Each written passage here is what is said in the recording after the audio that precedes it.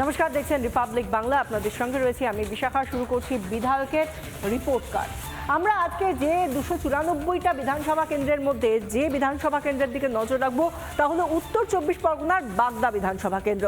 বাগদা বিধানসভা কেন্দ্র সত্যি ভারী মজার এই কেন্দ্র, কারণ গত 5 বছর ধরে এক জোড়া বিধায়ক পেয়েছে বাগদার মানুষ। প্রথমত আমরা দেখেছিলাম বিশ্বজিৎ দাস ছিলেন, এবং তারপর ঠিক 21-এর নির্বাচন শেষ হলো, তিনি দলে বদল ঘটালেন, তিনি যেখান থেকে এসেছিলেন সেখানে গেলেন, তৃণমূলে গেলেন। তারপর তিনি আবার 24-এ তিনি হয়ে গেলেন সাংসদ, এবং তৃণমূলের টিকিটে তিনি সংসদের নির্বাচনে অর্থাৎ লোকসভা নির্বাচনে লড়লেন। তারপর সেখানে উপনির্বাচন হলো, সেখানে আবার তৃণমূলের মধুপর্ণা ঠাকুর তিনি জয়লাভ করলেন। কিন্তু এই যে এতজন বিধায়ক এলেন গেলেন, সাংসদও হয়ে গেলেন, নিজেদের তো অনেক ভালো হলো, কিন্তু বাগদা বিধানসভা কেন্দ্র তার কতটা কি উন্নয়ন হলো, আদৌ হলো কি? এই প্রশ্নগুলো আজকে তুলছি আমরা, এবং সেই প্রশ্ন করার ফাঁকে ফাঁকেই বাগদা বিধানসভা কেন্দ্রটা ঠিক কীরকম, 2021 থেকে কি পরিস্থিতি হয়ে রয়েছে, সেখানে কতজন ভোটার 21-এ ছিলেন, এখন কি পরিস্থিতি, গোটাটাই আমরা দেখাবো। এবং সেখানে মূল ফ্যাক্টর কারা এই বাগদা বিধানসভা কেন্দ্রে, ভোটার কারা, এবং সেই গোটা বিষয়টা আমরা জানি। বাগদা বিধানসভা কেন্দ্র বলতেই সেখানে কিন্তু একটা অন্যতম বড় বিষয় উঠে আসে, মতুয়া ভোটের ফ্যাক্টর। সেই মতুয়া ভোটের ফ্যাক্টর, মতুয়াদের জন্য উন্নয়ন ভোটের আগে এবছরও আমরা দেখতে পাচ্ছি মতুয়াদের জন্য আলাদাভাবে নাগরিকত্ব নিয়ে একটার পর একটা খোঁচা, একের পর এক ইমোশনাল ব্ল্যাকমেলের মতো করে খোঁচা।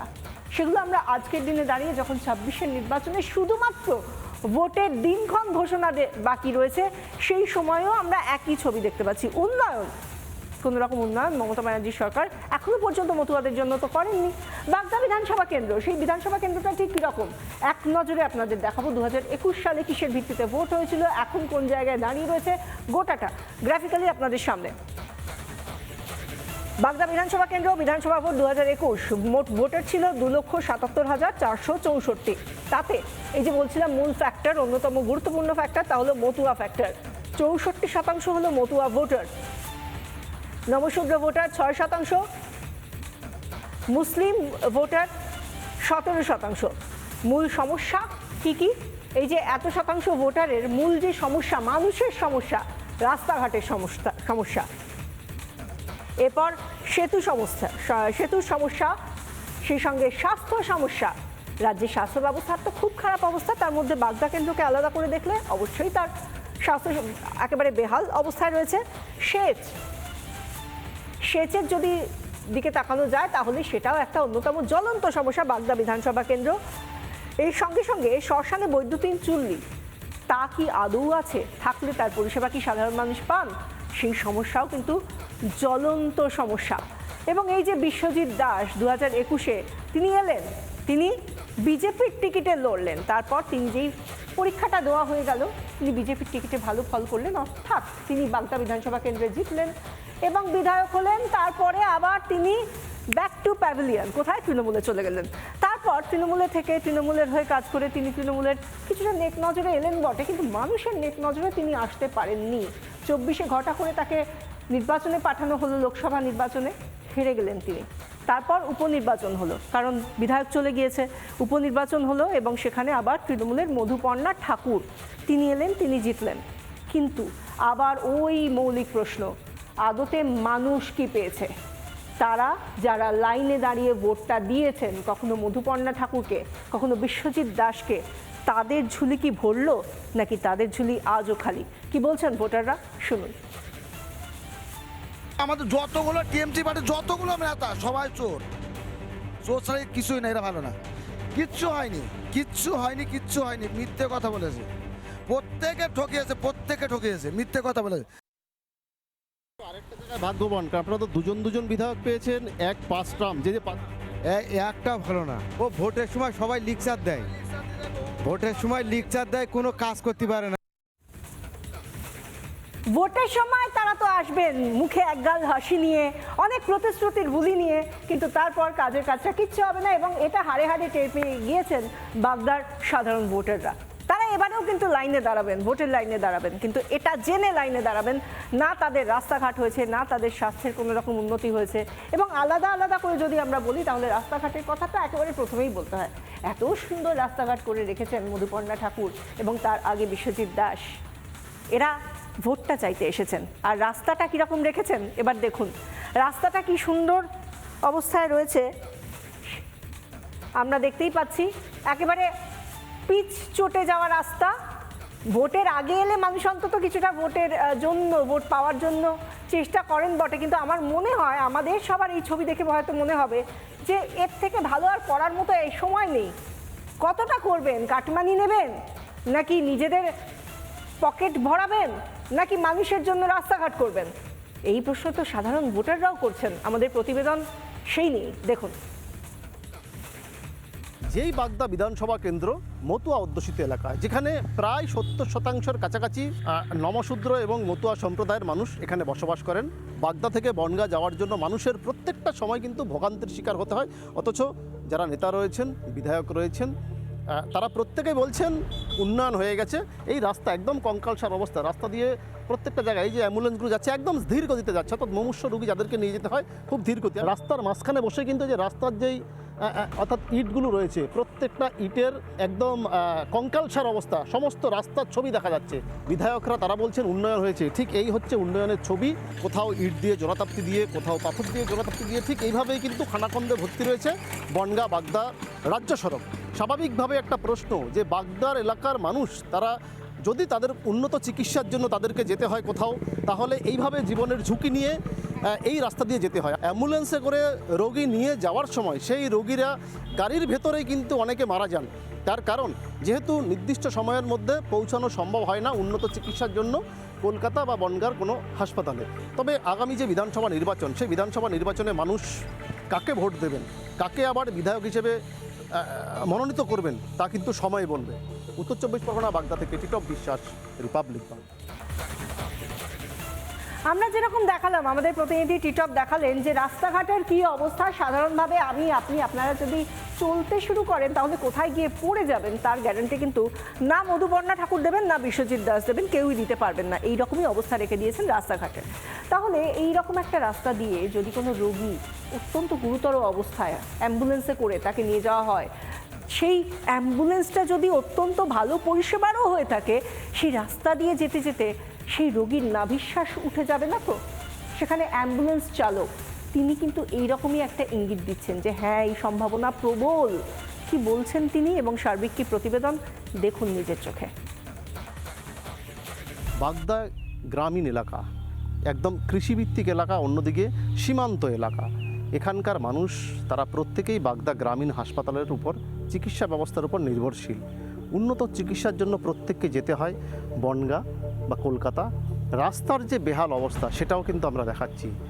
অ্যাম্বুলেন্স চালক যারা রয়েছেন তারা বলছেন মুমূর্ষু রোগী যারা রয়েছেন তাদেরকে বাগদা গ্রামীণ হাসপাতাল থেকে উন্নত চিকিৎসার জন্য অন্যত্র নিয়ে যাওয়ার সময় অনেকেরই মৃত্যু হয় অ্যাম্বুলেন্সের ভেতরে, কারণ তাদেরকে নিয়ে যাওয়া সম্ভব হয় না।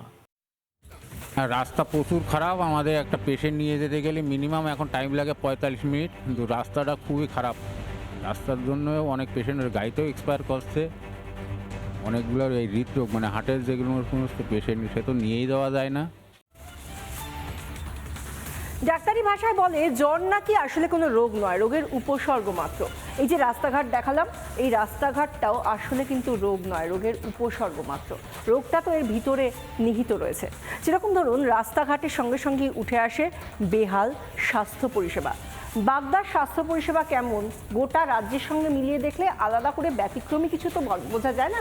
গোটা রাজ্যের যেরকম খুব খারাপ বেহাল একটা স্বাস্থ্য পরিষেবা, সেই পরিষেবাটা এখানেও আরও চোখে পড়ার মতো খারাপ। আর সেখানকার মানুষ বলছে 2জন বিধায়ক পেলাম, কিন্তু আদতে কোথায় উন্নয়নটা পেলাম সেটা কি শুধুই পোস্টারে? কি বলছেন ভোটাররা, শুনুন। নিজেবার মুখ্যমন্ত্রী মমতা ব্যানার্জি তার দরবার থেকে এসেছিল কিন্তু সিজার ব্যবস্থা চালু করার জন্য। একদম সিজার ব্যবস্থা ঢাকঢোল পিঠে চালু করলো, কোনোদিন আর কোনো সিজারই হলো না। এক্সরে বন্ধ, ন্যূনতম ট্রিটমেন্টটুকু এখানে পাওয়া যায় না, অপরিষ্কারে ভরা, একটা লাইট নেই। হসপিটালের ভিতরে পরিবেশটা দিলে না নরক, মনে হয় যেন নরকে বাস করছি। মানে সন্তোষজনক নয়। ঢাকঢোল পিটিয়ে 3 বছর আগে আয়ুষ প্রকল্প চালু করেছিল বিশ্বজিৎ দাস। ব্যাস ওই পর্যন্তই, না একটা ডাক্তার আছে, এবং ওই প্রকল্প তো বসে আছে দীর্ঘদিন ধরে। পানীয় জলের তো এই যে দেখতে পাচ্ছেন 8-9 লাখ টাকা খরচ করে 5-6 বছর আগে এই যে এটা বসানো হয়েছিল, পুরো অকেজ। তাহলে একটা একটা করে যখন আমরা সমস্যাগুলো দেখছি, সমস্যার যে সুরাহা হয়নি সেগুলো একটা একটা করে চোখে আঙুল দিয়ে আমাদের প্রতিনিধিরা দেখাচ্ছেন। সেখানে আমরা দেখালাম কিভাবে রাস্তাঘাট, স্বাস্থ্য পরিষেবা সব বেহাল। এবার আসি সেতু, কারণ কোদালিয়া আর ইছামতি নদী বয়ে গিয়েছে একেবারে বাগদার পাশ দিয়ে। সেক্ষেত্রে সেতুর অবস্থা কীরকম এবার দেখুন নিজের চোখে। এই সেতু যদি কখনো ভেঙে পড়ে তাহলে সেটা একেবারেই কোনো বড় খবর হবে না। আমার তো মনে হয় খবরে থেকে যদি এই সেতু ভেঙে না যায় সেটাই বড় খবর।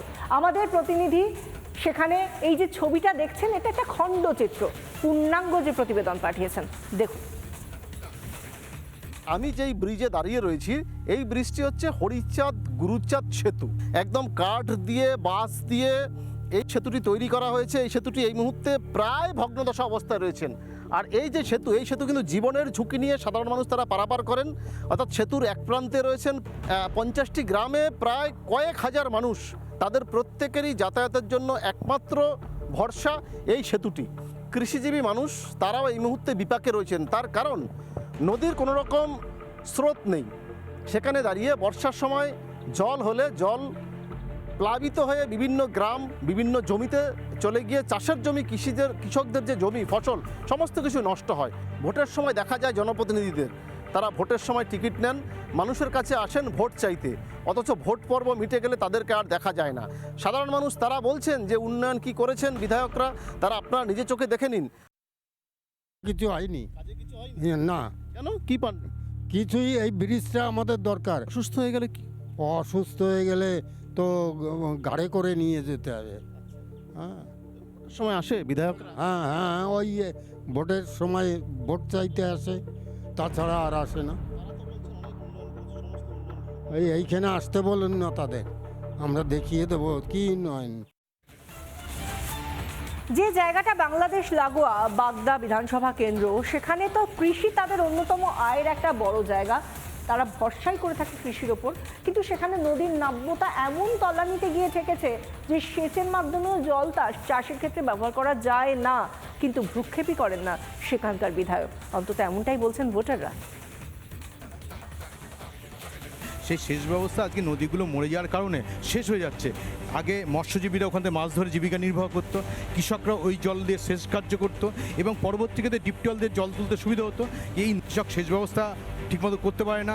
কৃষি আমাদের মৎস্যজীবীরা জীবিকা হারিয়েছে, তারা পরিযায়ী শ্রমিকে পরিণত হচ্ছে, এবং কৃষি ব্যবস্থা এমন জায়গায় পৌঁছেছে কৃষিক্ষেত্রে ফসলের আর লাভ হচ্ছে না। সেই জন্য আমাদের এই এলাকায় যদি আর্থিকভাবে উন্নয়ন করতে হয় তাহলে নদীগুলোকে সংস্কার করতে হবে।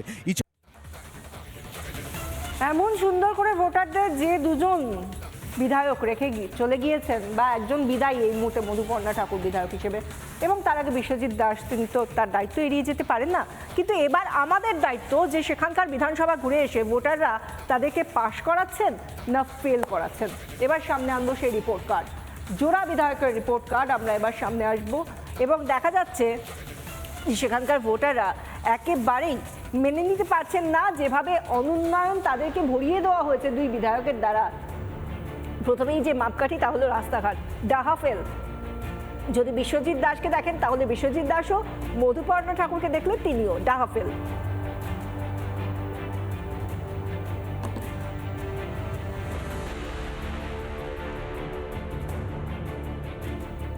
এবার আসি সেতুতেও ফেল করলেন জোড়া বিধায়ক। এর পাশাপাশি স্বাস্থ্য ব্যবস্থা, তাতে তো ডাহা ফেল। বিশ্বজিৎ দাস, মধুপর্ণা ঠাকুর নিজেদের দায়িত্ব এড়িয়ে গেলে চলবে? নদী সংস্কারেও ডাহা ফেল। আর পাশ করেছেন কিসে? মিথ্যে আশ্বাস, যে মিথ্যে আশ্বাস দিয়ে ভোটটা পেয়ে গিয়েছিলেন তারা, কিন্তু তা রাখতে পারলেন না তার মর্যাদা। তাই সমস্ত পরিষেবায় তারা ফেল করেছেন, কিন্তু শুধুমাত্র মিথ্যে আশ্বাস দিতে তারা একেবারে ডিস্টিংশন পেয়ে পাশ করে গিয়েছেন। এবার এই জোড়া বিধায়ক তারা নিজেদের এই ব্যর্থতা কি মেনে নিচ্ছেন, নাকি একে অপরের দিকে বল ঠেলছেন? সেই বিষয়টাও সামনে আনতে হবে। তাদের বয়ান, তাদের সাফাই, কি বলছেন মধুপর্ণা ঠাকুর আর কি বলছেন বিশ্বজিৎ দাস আপনাদের সামনে। 2021-এ যখন আমি প্রচারে বেরোই তখন দেখেছি রাস্তাঘাটের খুব বেহাল অবস্থা ছিল।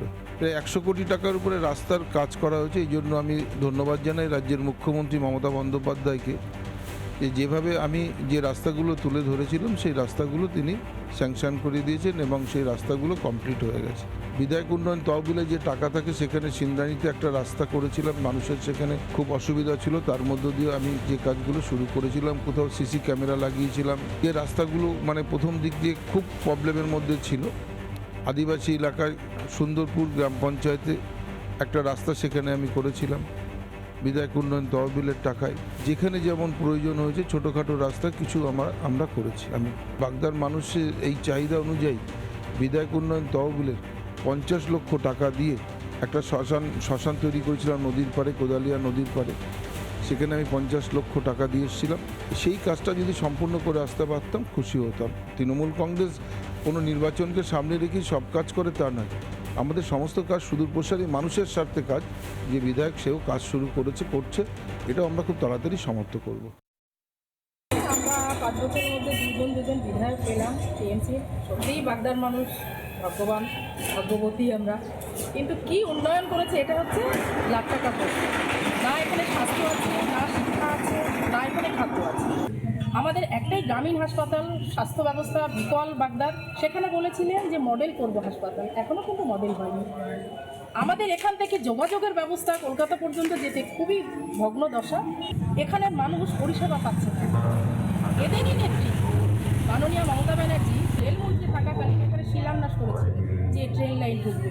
সেই শিলান্যাস পর্যন্তই সার, তারপরে কিন্তু এখনো পর্যন্ত কিছু হলো না। বলে বাগদার মানুষ কোথায় যাবে? ভুক্তভোগী বাগদার মানুষ, লক্ষ লক্ষ মানুষ। নানা ধরনের কন্টেন্ট দেখার জন্য লাইক করুন, শেয়ার করুন আমাদের ফেসবুক পেজ, সাবস্ক্রাইব করুন আমাদের ইউটিউব চ্যানেল। পাশাপাশি অন্যান্য ব্রেকিং নিউজের জন্য অবশ্যই চোখ রাখুন রিপাবলিক বাংলায়।